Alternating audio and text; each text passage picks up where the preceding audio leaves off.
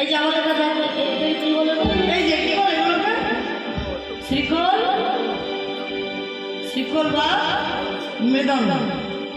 আচ্ছা বলছি এটা কিন্তু এটা কিসের তৈরি জানো? কিসের? এটা একটা মৃত্তিকার তৈরি, তাই না? এই মৃত্তিকাটাকে কি বলে গো? এটাকে কি বলে মৃত্তিকাটাকে?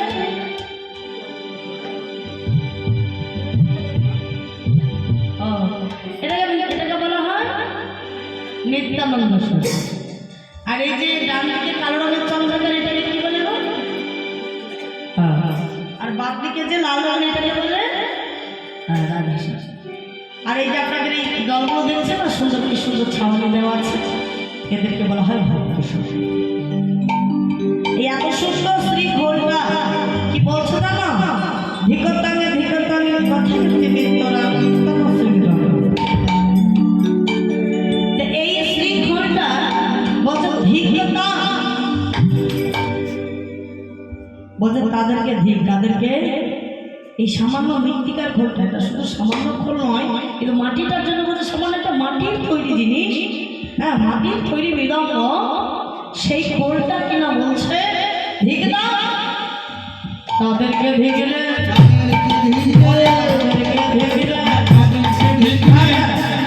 কাদেরকে ধিকটা দিচ্ছে বলে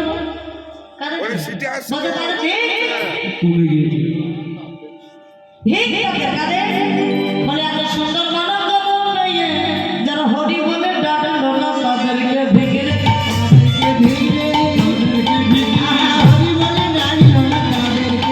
যারা কৃষ্ণ বলে ডাকলো না তাদেরকে ধিকলে বলে ডাকলো না।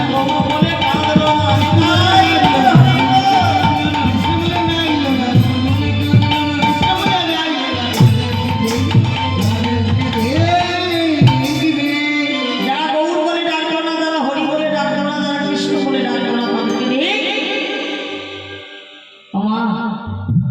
এই মানব জন্ম থেকে বিদায় নিয়ে তাহলে মানব জন্ম হবে না, হবে কি? সেই শৃঙ্খলটা বলছে তোমরা দেরি করো না, পেয়েছো যখন মানব জন্ম, এই দেহ ছেড়ে প্রাণটা যাওয়ার আগে হরি ভজে নাও, কৃষ্ণকে ডেকে নাও, কারণ দেহ ছেড়ে প্রাণ রাখিটা চলে গেলে আর তাকে ডাকা হবে না, হবে? আর এই যে করতাল বলছে ছোট করে তাল করা সামিল করিয়া, করতাল বলছে বললো করতাল, তোমরা যেন একটু তাল ছাড়া হইও না, কারণ বেতালে কৃষ্ণ মেলে না। এই এত সুন্দর ভক্তগণদের সঙ্গে লইয়ে করতাল সঙ্গে লইয়ে গৌর হরি আমার সাধনে দিয়ে হরিনাম করছে, আর সেই হরিনামের তালে তালে কারা নৃত্য করছে বলতো? সব ভক্তগণ নৃত্য করছে, তাদের মধ্যে মানে সবার থেকে আজ আনন্দ কার বেশি হলো? আজ আনন্দ বেশি হলো অদ্বৈত ঠাকুর, তাই না? সে অদ্বৈত ঠাকুরের মনে এত আনন্দ কেন? কি ব্যাপার?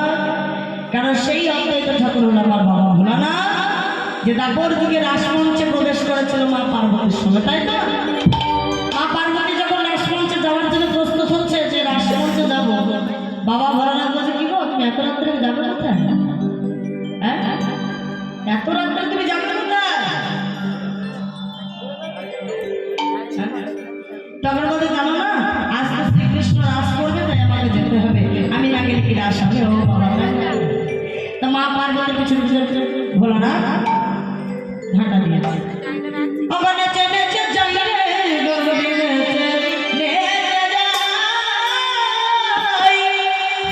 আমার নেচে নেচে যাই রে গৌরী নেচে নেচে যাই রে গৌরী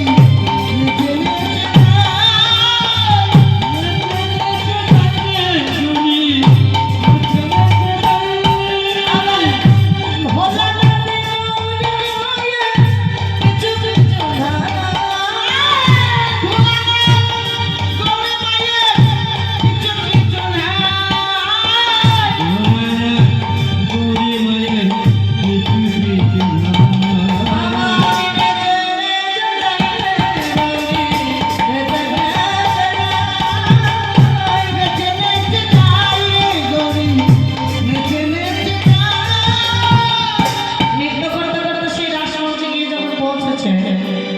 ভগবান আমাদের আদি গোবিন্দ সেটা সবই জানে।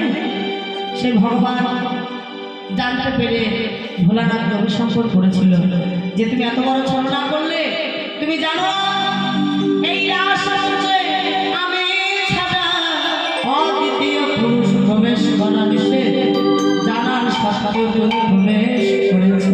যা এই অপরাধ তোমায় বড় করেছিল। দয়াময় দয়াময় দয়াময় নরক ভুলে যেতে হবে, তাতে আমার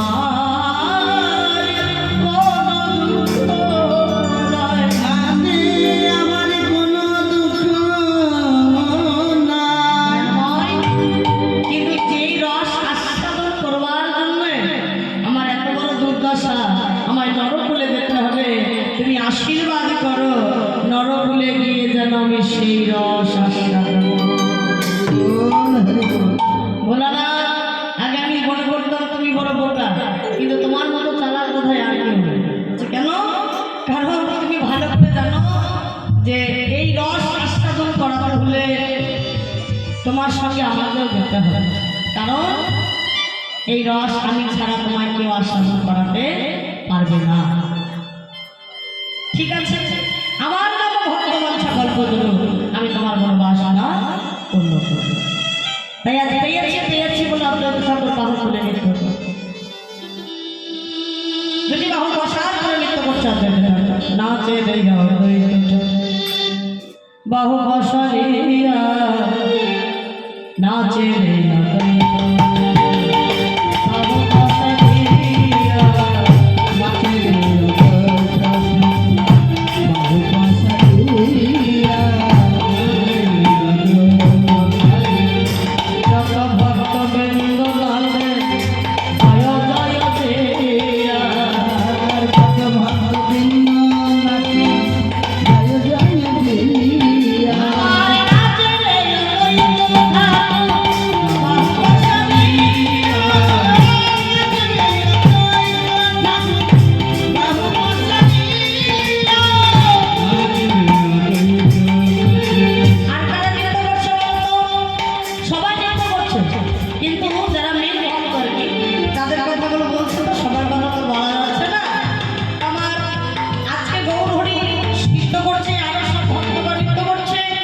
তাদের সঙ্গে